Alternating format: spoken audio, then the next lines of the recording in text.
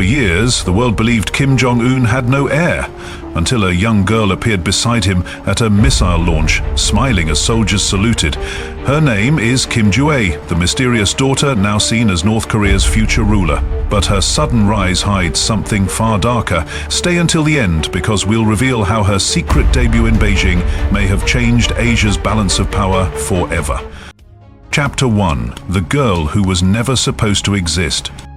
No one outside North Korea even knew she existed, until one man accidentally revealed the secret that Pyongyang had spent years hiding.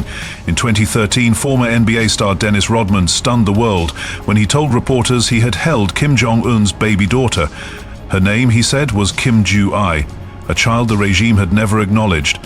For a country built on myth and control, this slip shattered an illusion. It proved that behind the world's most secretive leader stood a family, and perhaps an heir.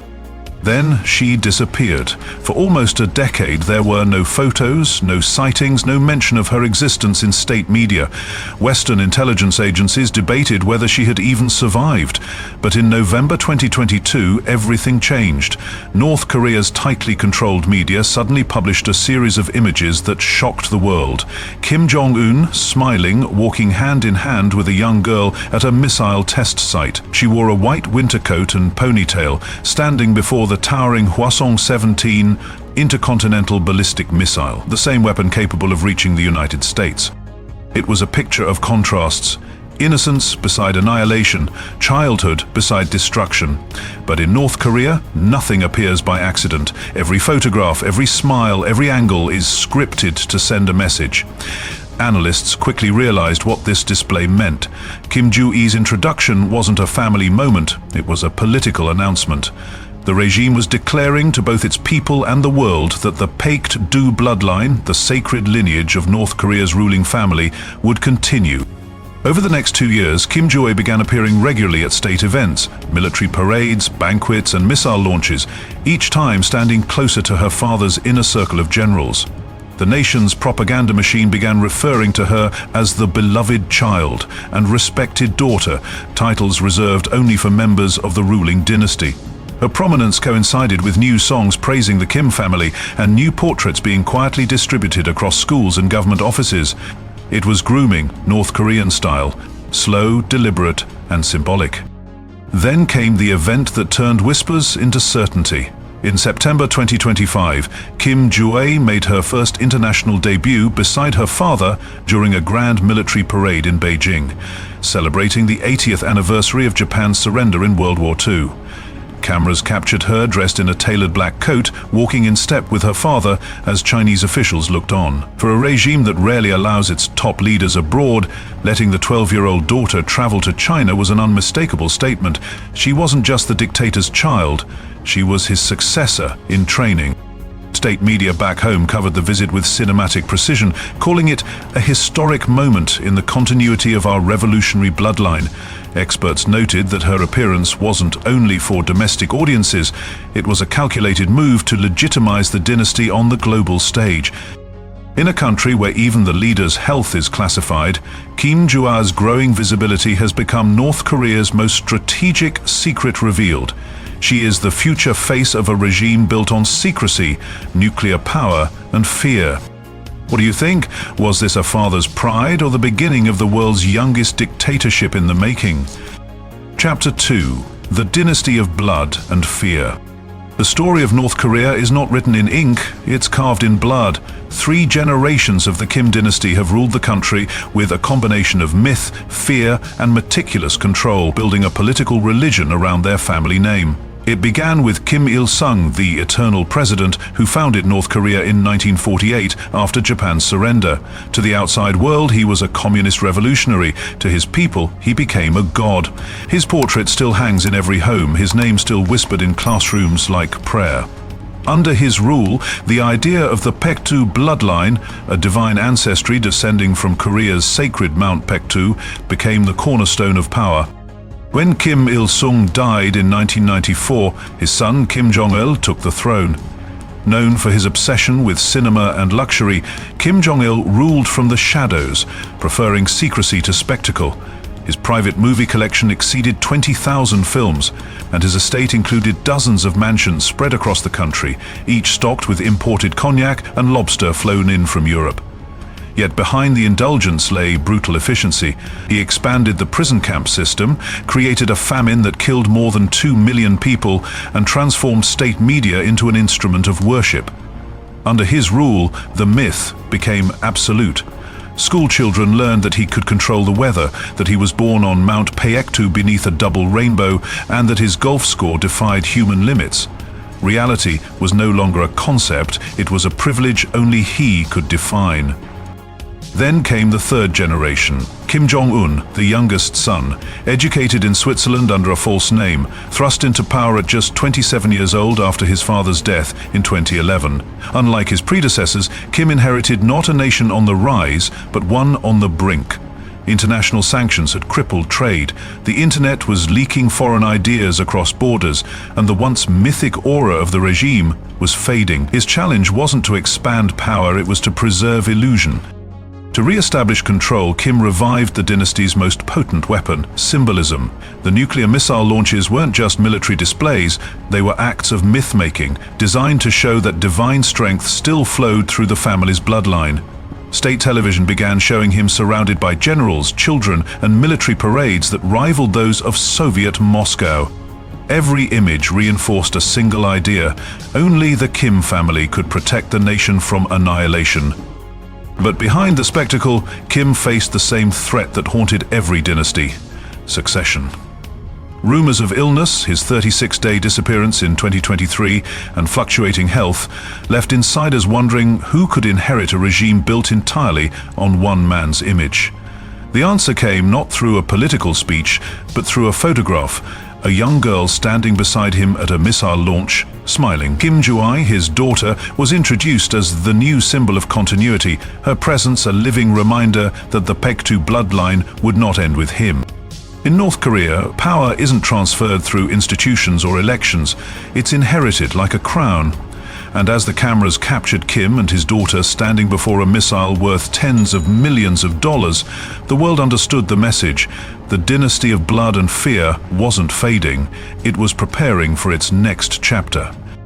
Chapter 3: The Sister Who Commands, Kim Yo-jong's Rise. While the world's eyes fixated on Kim Jong-un's young daughter, another woman was already commanding the heart of North Korea's power structure.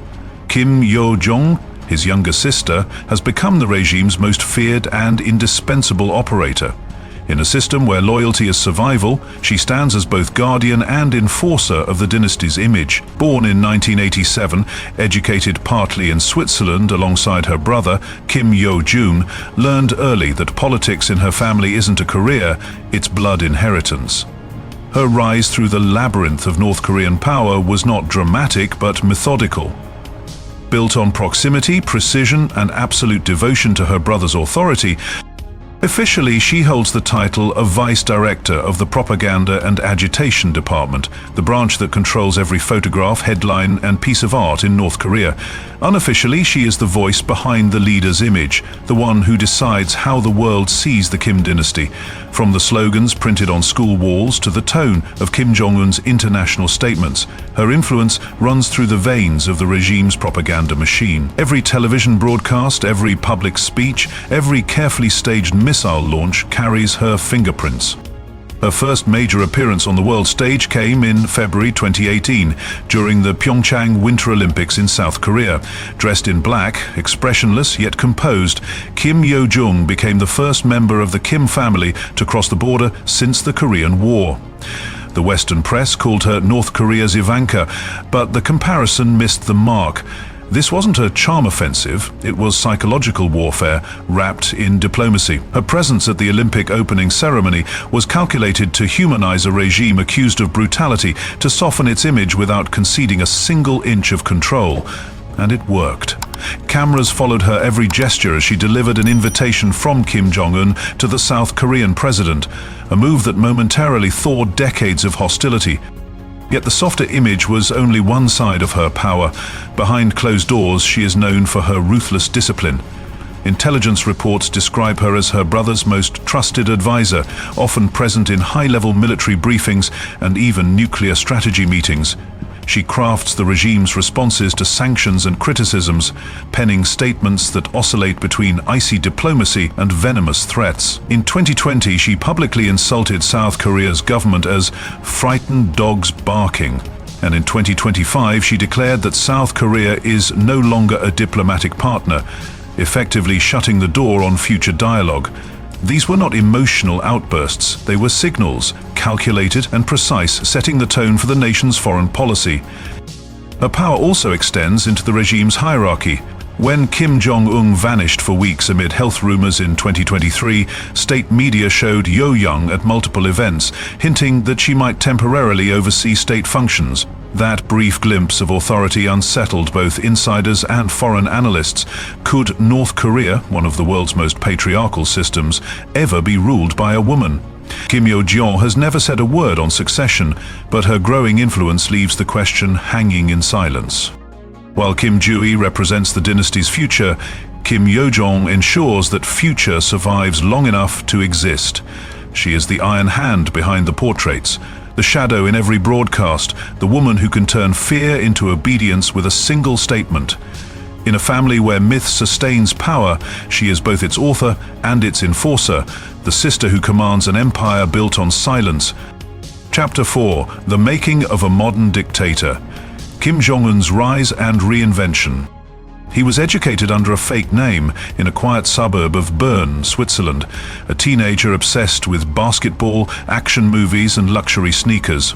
His classmates knew him as Pak-un, a shy boy with a fascination for Michael Jordan and computer games, not realizing he would one day become one of the world's most feared leaders. When Kim Jong-il died in December 2011, the boy who once played PlayStation in Europe returned to Pyongyang as the supreme leader of North Korea. At just 27 years old, he inherited a nuclear arsenal, a starving population, and a throne built entirely on fear. From his first days in power, Kim Jong-un understood that survival depended not on reform, but on spectacle. His father ruled from the shadows. He would rule through performance. Within months, he began consolidating power through a ruthless series of purges. High-ranking generals who had served his father were removed or executed. His uncle, Jang Song-thaek, once considered the regime's second most powerful figure, was publicly denounced and shot in 2013. The message was unmistakable. Loyalty belonged to Kim alone. But where his predecessors isolated themselves, Kim rebranded tyranny for the digital age. He embraced the camera, orchestrating missile launches like stage productions, his presence amplified by slow-motion footage, orchestral music, and synchronized applause. Every broadcast became part of a narrative, the young leader restoring North Korea's strength and dignity. Under his command, the country accelerated its nuclear and missile programs, unveiling weapons like the Hwasong-17, a long-range missile reportedly capable of carrying a nuclear warhead across continents. Each launch, costing tens of millions of dollars, served dual purposes: technological development and psychological warfare. His charisma, rare among authoritarian rulers, helped him pull off what neither his father nor grandfather could: a seat at the world's diplomatic table. Between 2018 and 2019, Kim met with US President Donald Trump 3 times, in Singapore, Hanoi, and the Korean Demilitarized Zone. These encounters, photographed and broadcast globally, briefly transformed him from international pariah to political celebrity. Yet, behind the smiles and handshakes, his objectives never changed. The nuclear weapons stayed, sanctions remained, the diplomacy was theater, and Kim Jong-un was its director. By the early 2020s, cracks began to show. Satellite images revealed failing agricultural yields and stalled infrastructure projects. His physical transformation also became impossible to ignore, his once broad frame shrinking dramatically. In 2023, he disappeared from public view for 36 days, sparking global speculation of illness or even death. When he reappeared, slimmer and smiling, state media declared he had been working tirelessly for the people. Reports in 2025 suggested that he had used Ozempic, a weight loss drug popular among global elites, to project an image of renewed vitality. At the same time, he inaugurated the Wonsan Kauma Resort, a luxury seaside complex estimated to cost over $700 million, built to showcase North Korea's vision of modern prosperity. Kim Jong-un had transformed himself from the overweight recluse of 2011 into a calculated image of discipline and control. To his people, he appeared youthful and invincible, to the outside world, unpredictable and dangerous. But beneath the polished photos and choreographed parades lies the truth. His regime's survival depends entirely on maintaining illusion. Every missile test, every smile, every disappearance is part of a single performance, the making of a dictator who turned isolation into global relevance. Chapter 5. The Succession Gamble. Between two women. North Korea has never been ruled by a woman, but now two women are rewriting that possibility. One is a child, the other a power in her own right. Kim Jue, barely in her teens, has already become the most photographed figure in the Hermit Kingdom after her father. The other, Kim Yo-jong, Kim Jong-un's younger sister, commands the regime's propaganda machine, military image and foreign messaging with surgical precision. Together they form the two poles of North Korea's uncertain future, a princess in training and a queen without a crown. At just 12 years old, Kim Jue's transformation from a hidden child to a public symbol has been swift and deliberate. In 2022, she appeared beside her father during a missile test. By 2025, she was seen at military parades, political banquets, and even on international soil during a state visit to Beijing. Her appearance was anything but ceremonial. Dressed in tailored coats and styled hair reminiscent of her grandmother's portrait, she was flanked by North Korea's top generals, men in their 60s bowing to her as cameras rolled. The country's media, directed by her aunt Kim Yo-jong, began using honorific titles once reserved for ruling leaders, referring to her as respected daughter and beloved child of the Supreme Commander. Every photo, every step, and every glance has been engineered to suggest divine succession. Analysts note that Kim Jue's body language, walking slightly ahead of her father, saluting soldiers, inspecting weapons, is part of a carefully crafted illusion. It's not about power yet, it's about conditioning. She represents the continuity of the Paektu bloodline, the sacred myth linking the Kim family to Mount Paektu, believed by North Koreans to be the birthplace of their revolution. The message to the nation is clear. Loyalty is not to the state, it's to the family that embodies it. Meanwhile, Kim Yo-jong, now 36, wields real influence that her niece can only imitate for now. She is known as the architect of North Korea's external image and internal fear. As vice director of the propaganda and agitation department, she controls every pixel of Kim Jue's publicity, crafting the narrative of a child destined to rule. She is also the regime's attack dog, issuing fiery threats to Seoul and Washington, mocking foreign leaders and signaling Pyongyang's diplomatic moods through her razor-sharp statements. In 2025, she officially declared that South Korea is no longer a diplomatic partner, cementing her position as the voice of her brother's will. Behind closed doors, insiders believe Kim Yo-jong may already act as a de facto regent when her brother is unwell. Her proximity to Kim Jong-un during his public absences, especially the 36-day disappearance in 2023, fueled speculation that she temporarily oversaw key state functions. Some in Pyongyang even whisper that the succession might not skip a generation at all, that the sister could become ruler before the daughter. The two women's relationship is wrapped in secrecy.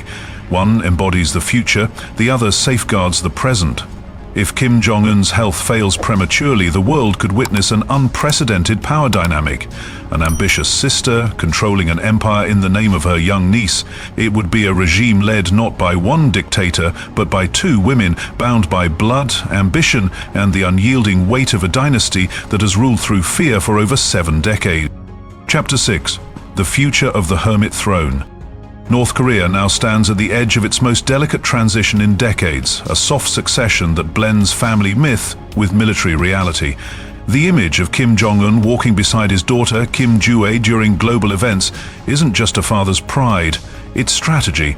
Each appearance, from missile inspections to her debut in Beijing in September 2025, serves a singular purpose: to remind both the North Korean elite and the world that the Paektu bloodline remains unbroken. Behind the public spectacle lies a network of power far less visible. While the cameras focus on the smiling daughter and her father's hand upon her shoulder, actual governance rests with a tight circle of military commanders, loyal ministers, and one particularly influential figure, Kim Yo-jong, the leader's younger sister.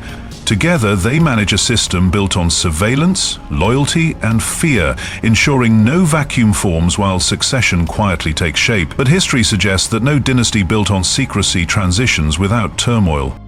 In 2025, Kim Jong-un's alliances with China and Russia have deepened, both economically and strategically. His Beijing visit, estimated to cost over $20 million in logistics and security, was more than diplomatic. It was an insurance policy. Through this alliance, he's trading legitimacy for survival, using foreign visibility to buy domestic stability. Yet, even this external strength hides a dangerous truth. His health remains a subject of speculation, and his daughter is still too young to rule.